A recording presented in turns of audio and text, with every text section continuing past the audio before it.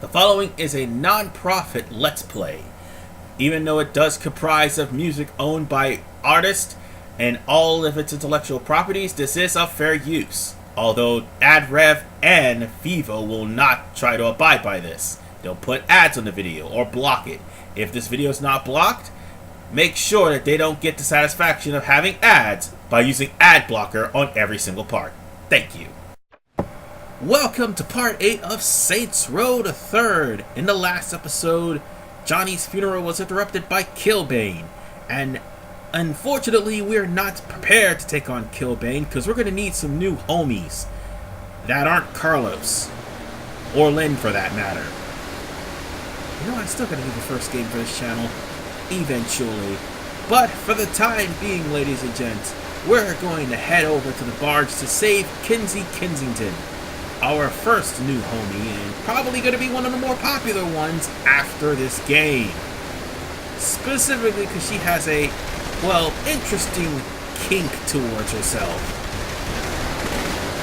But whatever the case, folks, we're just going to crash in literally on the Decker's barge and show these jerkwads who's boss. Like the leak line by Christoph Valkyrie. I mean, these guys did hack my account and made me completely broke in Stillport, having to have to start all over again and practically gain all the money that I used to have back. You remember that $10-15 million back in Saints Row 2? All gone because of these jackasses. Oh, best believe once I'm done with the Morningstar, they're next. I'm guessing you're Kinzie Kensington? So I'm just gonna kill these guys off for the hell of it. I'm waiting to see if you want to kill me. Whatever the case, folks, let's bail out Kinzie. You don't like feds. We heard that you know some people. And really, it's not really much of a cutscene. It's just the fact of Kinzie asking if we were a Fed or not.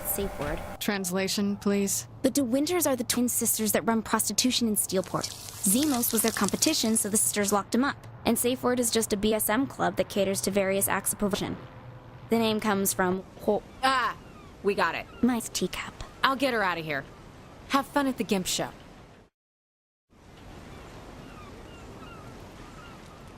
Sorry for the frame rate drops and cutouts. That's Upload Studio's doing, and they haven't fixed that since. Oh god, I wish I could get an Elgato. Unfortunately, I'm gonna have to wait till August because for some reason my shifts are not actually picking up as they used to in July. And that's unexpected because it's the busiest time. Anyway, time for us to go save Zimos from his fate of being the Gimp in the basement. I wish I was kidding on that front. He really is the Gimp in the basement. Anyway, Kinzie is a, how should I put it? A closet M. Considering that her safe word is teacup. And in case you're wondering what safe word is, it's a code word to let the person you're performing the BDSM know that you're going way too far. That would be the code word that both parties agree on to stop things are going a little bit too far. That will probably explain things if people get lost in translation as to why Kinzie would all of a sudden say teacup. But whatever the case, let's head over to the BDSM Club safe word. So where do we start looking? And I can't believe I just explained safe word to audiences that may be children. And how do I know all this stuff? Believe me, if you worked at restaurants, you see a lot of crazy people, one of which just so happened to be a Gimp. That's all I'm going to say. Anyway, time for us to interrogate these Gimps to find out exactly where in the hell is Zimos. Yeah, this is so not awkward at all. Seriously, it's so not awkward. The fact that this guy is lathered in, oil. Yeah. We're gonna say it's oil. The manager, where is he? But we're going to interrogate this guy. It doesn't matter who you interrogate, so long as you find the person who is the manager here. Alright. You're a sick bastard anyway, so you kind of deserve to die. No, you didn't deserve to die. It's just the fact that our hero is a plucky sociopath. Yes, sociopath. Alright, so once we're in the manager's office, kill the Morning Star, and then talk to the manager. The manager will actually open up the way for where Zimos is located.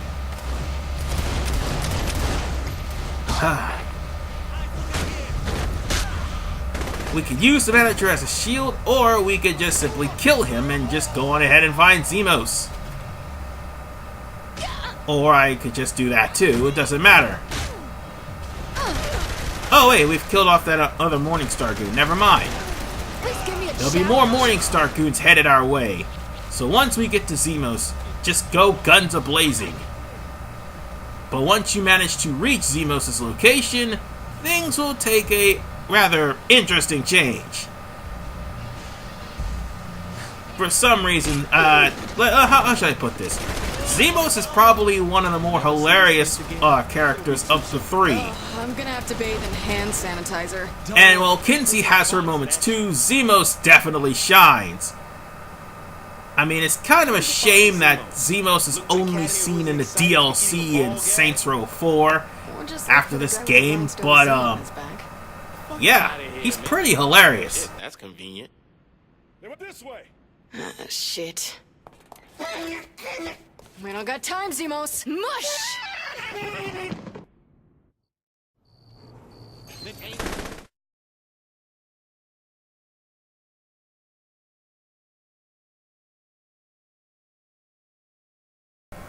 And this is the interesting turn I was talking about.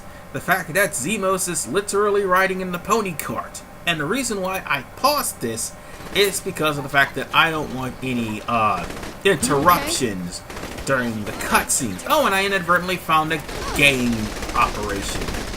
Here's the thing. In order for the lose pursuing Morningstar, who's also going to be chasing you with pony carts, you just gotta shoot the gimps and explode. I don't know why, but this shit's fucking hilarious. But be careful, the same can be said about you. Eventually, Zimos would explode if he takes too much damage, so bear that in mind.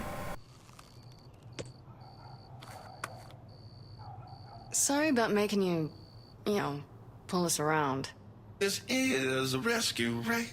This ain't some elaborate setup for a gangbang. Why you gotta put that image in my head, bro? Oh, I would rescue them. I would shake your hands, but them floors were a little sticky, if you know what I'm saying. I'm good. Find a moist towelette or something. What's up? I found the guy I was talking about. I can't help but find that scene hilarious. Just as much as I find hilarious that we popped in despite not... Crazy Angel or okay, the game was not polished, okay? We'll have pop-ins like this happening all the time. But be careful if the pop-ins actually don't crush you. Because that actually did happen to me once. Anyway, we're going to rescue Angel De La Muerte, the last person to be recruited for the Saints. Well, okay, the second... Okay, let me refer... Yeah, that's right, the second to last person. Because originally there was supposed to be 6 of these people that's going to be recruited. Unfortunately, someone got scrapped at the last minute. I'll get to that when we cross that bridge. But for now, we're going to go over to Angel's gym and help him fight off the luchadors. Now, I'm not too sure about Zimos' voice. I mean, by Zimos' voice, I mean the person who voiced Zimos. But Angel De La Muerte is somebody that is very familiar to a lot of people, and that is the fact that he is voiced by Hulk Hogan. Yeah, that's right. The Hulkster voices somebody on Saints Row. I'm not sure if he's going to reprise the role in Saints Row 5 or even if he's coming back. I'm not sure. And speaking of notable people that actually voiced someone in Saints Row, one of the Genki announcers, I think, would be, Jerry? I'm not sure. RVD actually voices that guy. So, yeah, I think that's kind of ironic to have wrestlers voicing some people. I mean, hell, Piper is in Saints Row 4, for God's sakes. But whatever the case, Zimos is pretty much under the ire of the DeWinter sisters, and that's why he's in the Pony Show. If you 100% complete the Morningstar territory that Zimos is under, he will reveal that the reason why Zimos has so much bad blood with the DeWinter sisters is because of the fact he slept with the DeWinter sisters. The problem is, he called the DeWinter sisters, one of them, by the wrong name. So, yeah, there's that. Oh, and by the way, it just would not be a Syndicate battle without a brute. Fucking brutes. And Angel was supposed to be in the gym, right? Angel is literally outside right now fighting luchadors. Z, you doing all right? You'll probably not see it. You probably missed it in the corner of my screen, but okay, that did not happen. Oh, that totally happened. That totally so happened. I was talking about the fact that my gun clipped through my hand. Yeah, this game was not polished. so many glitches. It's just ridiculous. Yeah, see, there's Angel De La Muerte right now, and there's even Oleg. Let's get in there and find Angel. He was supposed to be in the gym, not out here fighting the luchadors. So that's kind of an error on our part. So, let's go in and find Angel. Well, he's called Angel, but it's Angel. Well, it's pronounced Angel, but he's gonna call himself Angel De La Muerte. Okay. And you are not one of Killbane's luchadors. No, but they are.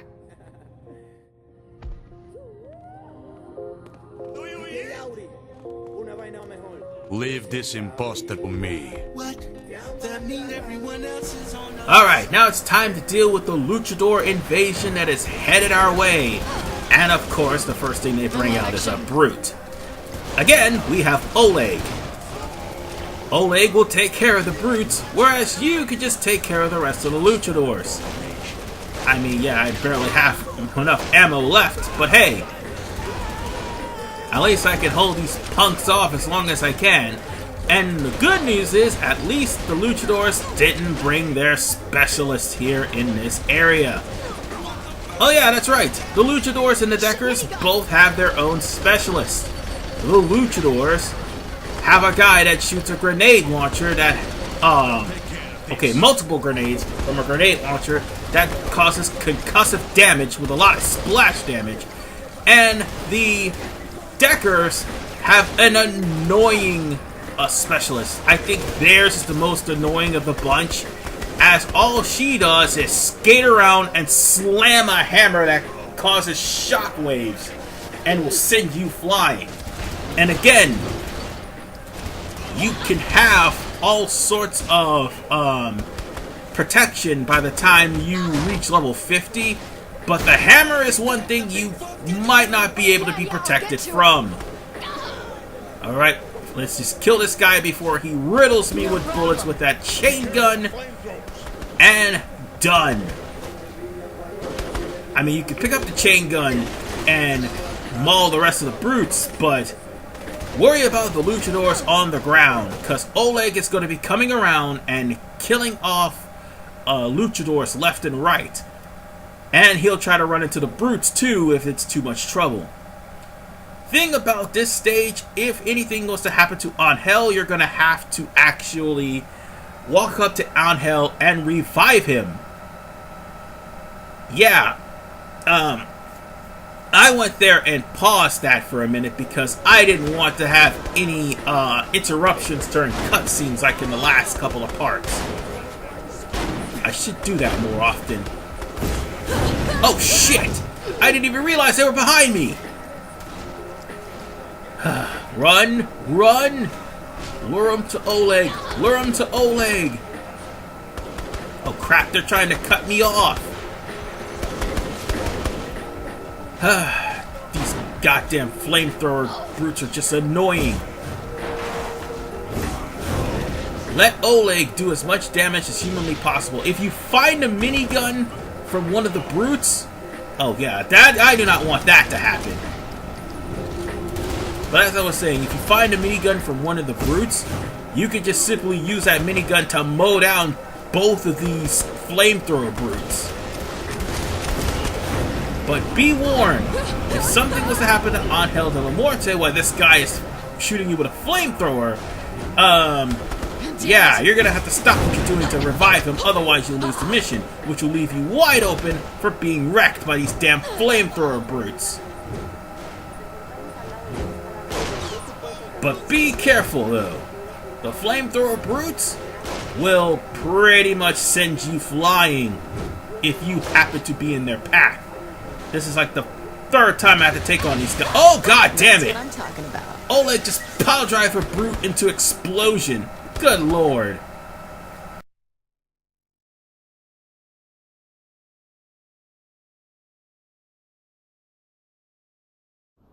Well, ladies and gentlemen, Philippe is dead, and we are at a crossroads.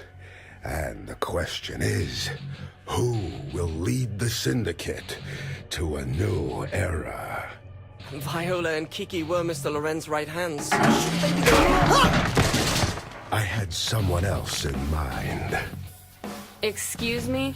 The Syndicate has to answer for what they did. And this time, we're taking the fight to them. Since we don't know Steelport, I brought in some people who do. This is Kinzie, Zimos, and Angel. The barbarians are at the gate! We need a general, not an ambassador! Calm down, Eddie.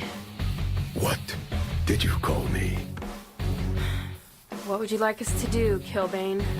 Something. Anything! Before I wonder why I keep you bookends around! Talk to one of these guys. They'll have things for you to do. It's our time now. Let's get this shit started. By things to do, they mean more activities! Hooray! Well, that's what we're going to be doing starting Part 8. Because every single, well, except for one that Johnny gives you, and trust me, I'm not going to kid you, every single new recruit is going to have you do at least 3 activities before actually starting their missions. So we might as well focus on the Morning Star. But let me just assure you folks, it's probably gonna get repetitive at this point until Monica Hughes makes that certain move that will pretty much throw the game for a loop. Whatever the case, folks, I've got some new upgrades, and now all of a sudden we have Luchador notoriety wipe. But whatever the case, as I was saying, there are there's only one actual game mission, and the rest are actually missions. Just how should I put this? Just activities. And those activities just appeared when they weren't even there, because we just got finished beating this mission. And I inadvertently found some gang activities over here too. And I think, yeah, the one that was over by Shandi's apartment, I went there and took care of. Oh, and speaking of which, while I was over here trying to show off what's going on, a survival happens. Ladies and gentlemen, let me assure you something. Survivals constantly happen whenever you don't want them. I just showed off that I'm about to finish this one survival that I was doing right now. And the reason why I'm not showing off these survivals, even though they're 100%, is quite frankly, you have to take cover, make sure you're heavily armed, and make sure that you are able to withstand the onslaught of attacks that's coming your way. Survivals are rather annoying, especially after the second half of the game. When among those survivals, you're going to have to go to Apparatchik Island after, well, Monica Hughes had fucked up royally. Whatever the case, folks, that is the survival, and I will see you guys in the next episode of Saints Row the Third when I start doing missions for Zimos. See you guys in the next part.